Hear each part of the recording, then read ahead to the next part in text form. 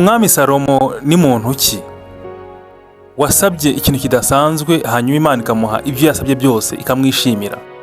Salomo ni umwami, niwe wasimbuye Dawidi akimara gupfa nk'uko yari umuhungu we, kandi Salomo yahindutse umwami mwiza. Umwami